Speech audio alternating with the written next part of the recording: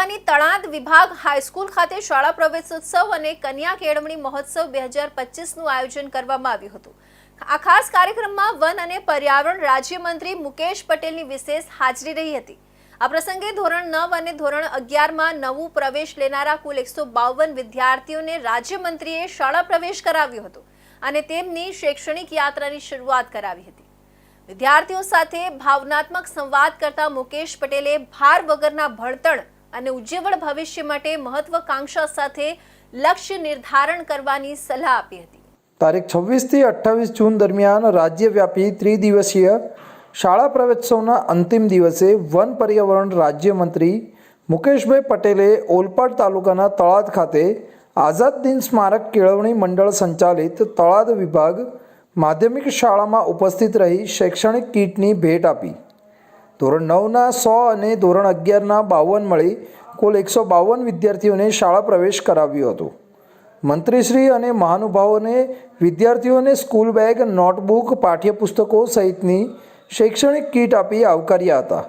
આ પ્રસંગે મંત્રી મુકેશભાઈ પટેલે જણાવ્યું હતું કે રાજ્ય સરકાર પ્રાથમિક અને માધ્યમિક શિક્ષણ પર વધુ ભાર આપી બાળકોના ભવિષ્યનો પાયો મજબૂત બનાવી રહી છે।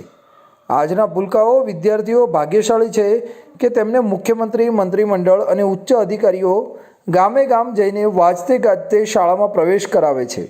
વડાપ્રધાન નરેન્દ્ર મોદીએ ગુજરાતમાં શરૂ કરેલી શાળા પ્રવેશોત્સવની પરંપરાને રાજ્ય સરકારે પણ જાળવી રાખી વેગવંતી બનાવી છે। વિદ્યાર્થીઓ સાથે ભાવનાત્મક સંવાદ સાધી વનમંત્રીએ ભાર વગરના ભણતર માટે પ્રોત્સાહિત કર્યા હતા।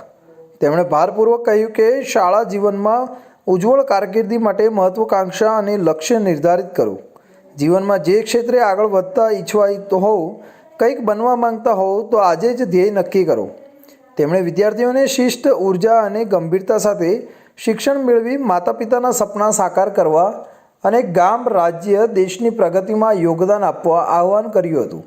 તેમણે શાળાના પ્રાંગણમાં વૃક્ષારોપણ કરી પર્યાવરણ સંરક્ષણનો સંદેશ આપ્યો હતો। ઉચ્ચ ગુણાંક મેળવનાર તેજસ્વી વિદ્યાર્થીઓને ઇનામ આપી પ્રોત્સાહિત કરાયા હતા। ઉપસ્થિત સૌએ માર્ગ સલામતી, ટ્રાફિકના નિયમોનું પાલન કરવા શપથ ગ્રહણ કર્યા હતા। આ પ્રસંગે મદદનીશ વન સંરક્ષક H.C. જાદવ, RFO મનીષા પરમાર, આઝાદ દિન કેળવણી મંડળના પ્રમુખ ભગવતીભાઈ પટેલ, આચાર્ય જયેશ પટેલ, અગ્રણીઓ કુલદીપસિંહ, બ્રિજેશ પટેલ, શિક્ષકો તેમજ વાલીઓ અને ગ્રામજનો અને પ્રવેશ મેળવનાર વિદ્યાર્થીઓ ઉપસ્થિત રહ્યા હતા। જ્યાં રાજકારણમાં માત્ર ભાષણ અને વચનોના વરસાદ